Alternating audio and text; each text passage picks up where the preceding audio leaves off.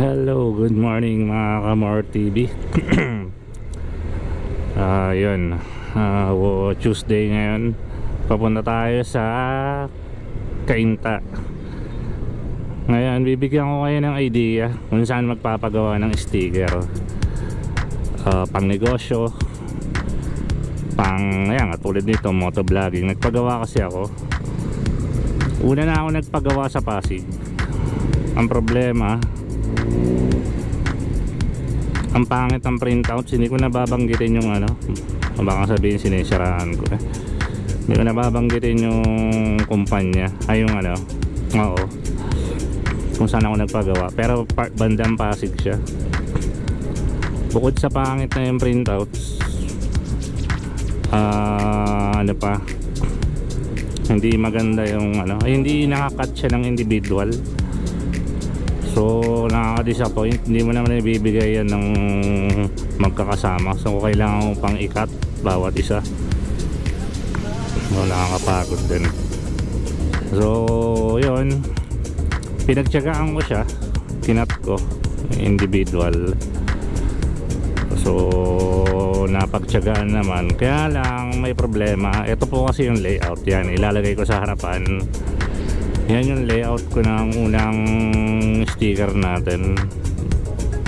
Marami-rami na rin yung nabigyan natin yan. Nung pumunta tayo ng Dingalan, Aurora, ang dami natin nabigyan yan. So ang problema dyan, ang hirap i-identify. Kunyari nabigyan mo, isa-search ka sa Facebook, sa YouTube, hindi nila alam kung anong itatype. Motovlog MTV ba o MTV o More TV. So doon ko lang na-realize na may mali sa layout ko. So ano, gumawa ako ng bagong layout para hindi malito yung mga tao. So ito yun na yan, nasa harapan lang, lalagay natin. Okay, traffic. Yan na yung bagong layout natin.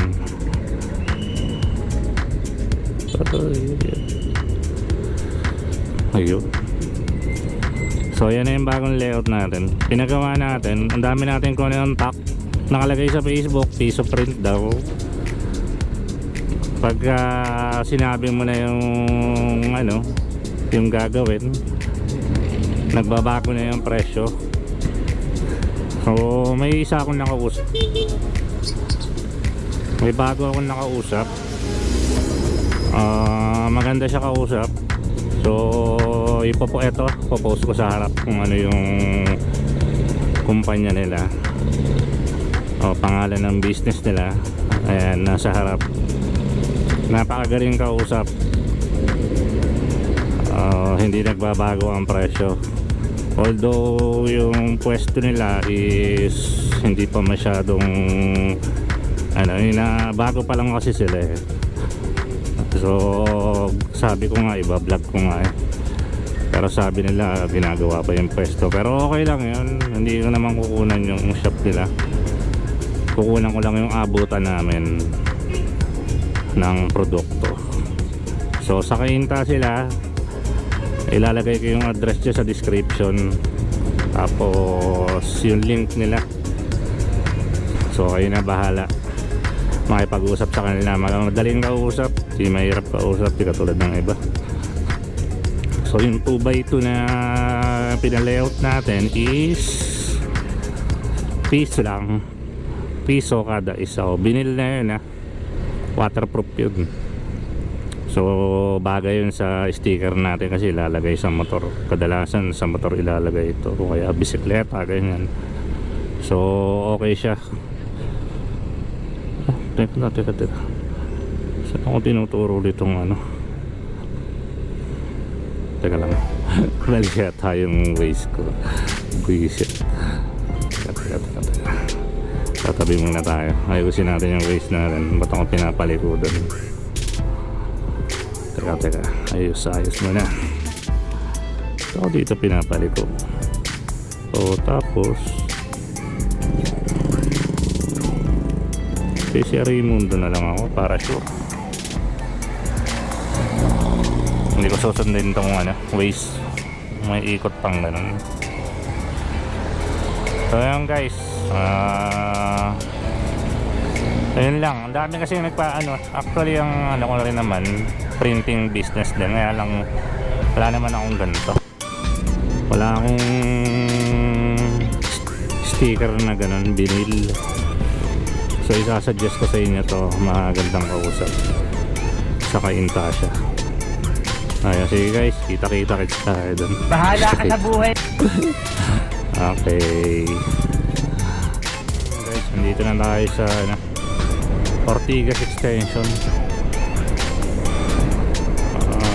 Medyo malapit-lapit na siguro tayo.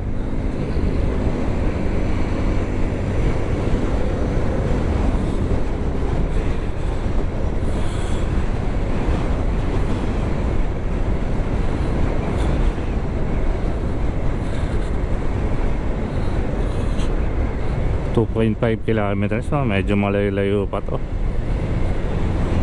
Hindi pala ganun kalapit tulad ng inaasahan ko. Baka dun sa bandang pinag-OJT-han ko dati sa PTNT to.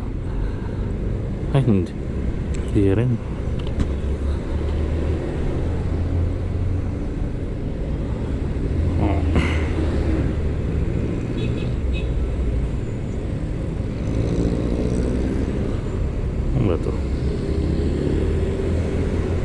Guys, nandito na tayo sa subdivision nila. Ayan, tingnan natin kung maayos ang pagkakagawa ng sticker natin. Pagka maayos, di well recommended, diba?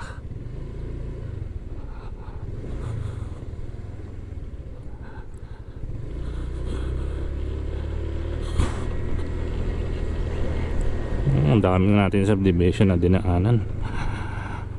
Yeah. Parang liblib na lugar na to. Delikado tayo dito.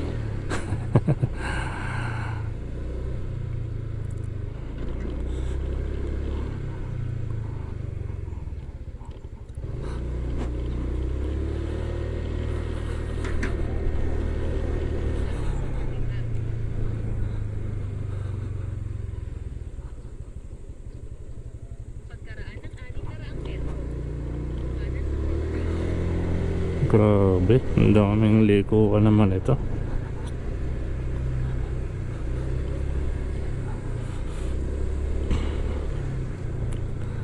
Ano ko po?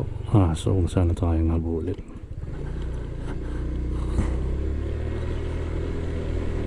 Nakatakot yung aso.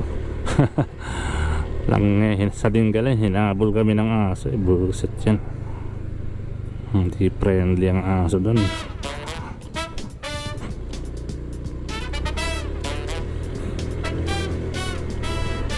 Ayun. Alam ko pagpasok ng subdivision, saglit na.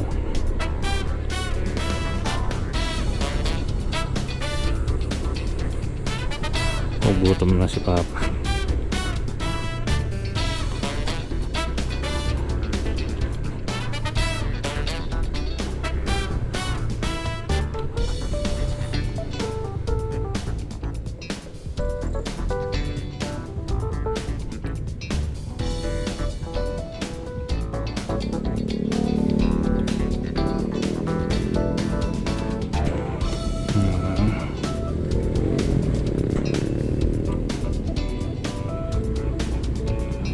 Hindi po kawalan ng pagbibigay. Pagka hindi naman nagmamadali, pagbigyan niya na. Mamaya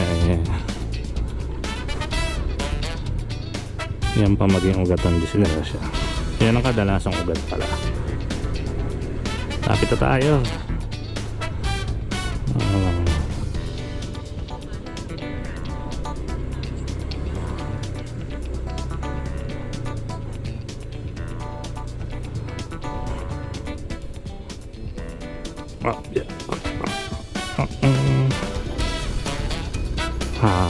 Layo naman ito.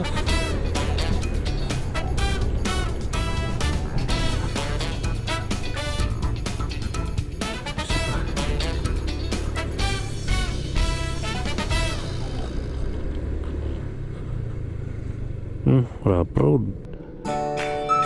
My goodness.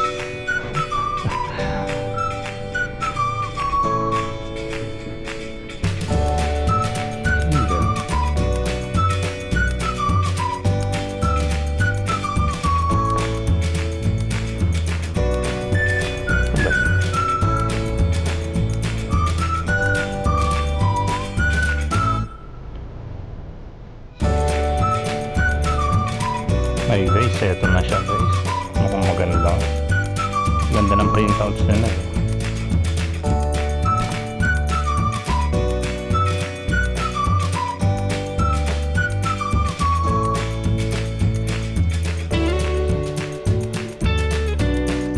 Tao po.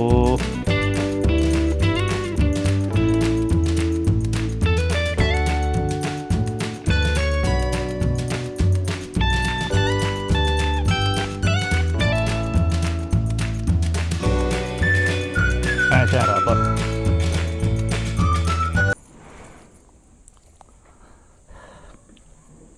Ito na guys, maganda ang packaging. 500 pieces boss. Ayun, nakakat na. Pwede nyo sir, para makita nyo. Okay, maganda. Tapos nagpa-print ako dati sa Pasig, ang daming guhit. Tapos hindi pa naka-individual cut, ang pangit na. Pero sa bagay, nagbago na ako ng layout ng design kasi ng logo. Magkano naman sir yung sa ano? Mas mahal ng konti. Mas mahal pa. Teka, lagay ko lang sir, baka mahulog eh. Hindi.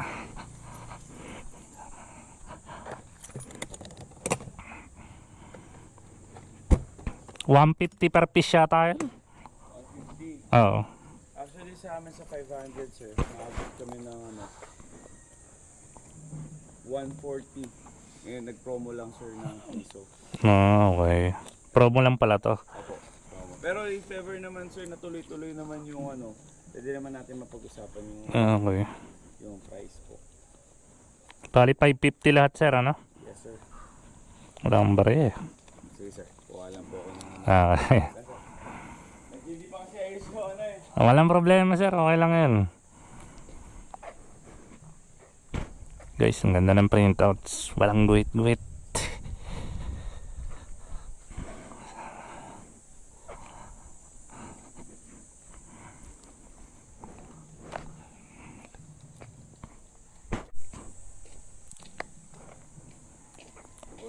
Ang daming liko rito sir. Dito pag gana lang sir, konti na, tas main road na. Okay. Ang pangalan niya sir? Joseph sir. Joseph. Shoutout kay Sir Joseph. Hello sir. Okay. Ang hirap banggitin ng ano niya, Beza. Nakakabulol. Sige sir, thank you ha. Okay guys. Pauwi na tayo. So well recommended ano. Pero sabi promo daw yun. Pero kung mag-okay naman yung business siguro nila magtutuloy-tuloy. Yung piece of print 2x2 binil pa, di ba? Napakaganda. Napakabait pang kausap. Malinaw silang kausap doon. Hindi katulad ng ibang mga kontak ko sa Facebook napakalabo kausap. Very honest. Okay guys. So dito ko natatapusin yung vlog ko.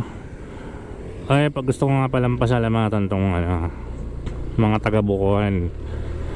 Kinover ko kasi yung nila, yung palaro ng piyesta doon. So ang dami nanood. Papasalamat ako sa mga taga-Bukuhan. So ang dami din nag-subscribe. May mga nadagdag sa subscriber ko mula nung pinost ko yan. So sa mga hindi pa nakapag-subscribe dyan, subscribe na kayo. Malaking tulong sa channel ko yan.